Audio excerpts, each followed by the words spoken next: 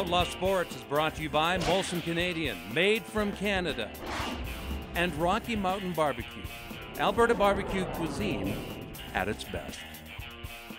Hi everybody, welcome to Outlaw Sports. Mike Lonsberg along with Ian Busby of the Calgary Sun. And folks, we apologize, we haven't posted any new things since last year, or last hockey season, because we wanted to wait to see what was going to happen with the hockey season. And still nothing has been decided, but I got a feeling something will happen sometime in November. So we thought, let's get on with football and talk about the Stamps, because right now they're right in the thick of it as far as the playoff race goes. They're number 2.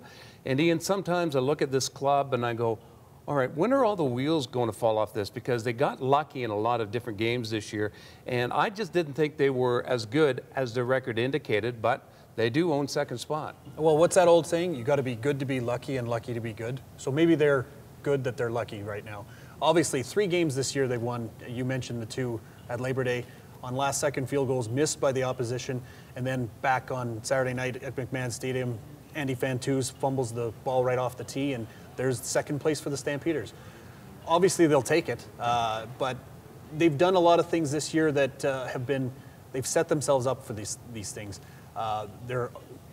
This is a team that has a lot of injuries. They've got 13 guys on the long-term injured list, and they're all legitimately hurt, not Eric Tillman-wise. It's not fake injuries that they're on the injured list with. Yeah. They've lost a lot of offensive linemen. They've been able to patch that area. A lot of defensive linemen. They patched that area with some veterans. They've done a really good job, and this team lost 3 games this year when they've turned the ball over more than their opposition. That's unheard of in the CFL. Usually if you turn the ball over more than your opposition, they destroy you. Yep. But they've won those games. Yeah, and they've won some games 3 times. Hamilton Tiger Cats had 7 turnovers from the Stampeders. They got 8 points off them. Yeah. That's not a formula for winning. No, you look at this team, you look at Kevin Glenn. There are those people that will roll their eyes and say, okay, he's a hard guy to really jump on board and support. But at the same time, it was a good insurance policy for them to have, because I remember last year when you kept coming back after all the interviews saying, Drew Tate is physically exhausted after every game. And I knew with his build and his body type that he wasn't going to last. I knew he would go down. In fact, he went down so early was a surprise. Yeah, and with such a devastating injury, one that he chose to have surgery on and make sure it was completely fixed before he came back. He obviously knew in his mind that if he went out there again with the dislocated shoulder, he was just going to keep happening and happening and happening. Good to get the surgery done, and now the question mark is he's back on the roster and he's going to play in some in the last 2 weeks. Will he be healthy enough to sustain, some play, some really physical action, and give that team some boost if they need it with Kevin Glenn?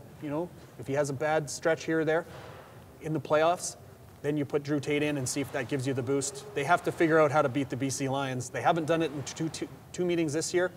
That's a hard team to run the ball against, and Calgary's running the ball really effectively this year. They're going to have to get some quarterback play, and will it be Drew Tate or Kevin Glenn? I would think that Drew Tate is going to be the guy that's got a better chance of winning you a playoff game in Vancouver.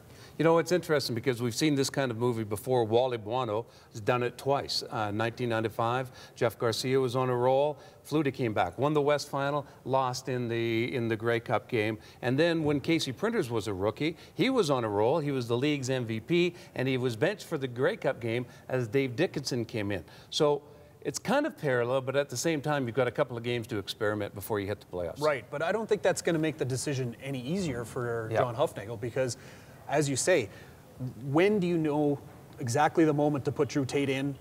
Do you start him in the playoffs after starting no games and since week 2? Yep. And he's played 5 quarters as the starter? It's a tough call, and they're going to play it. The only way you're going to judge it is whether it works or not, right? Yep.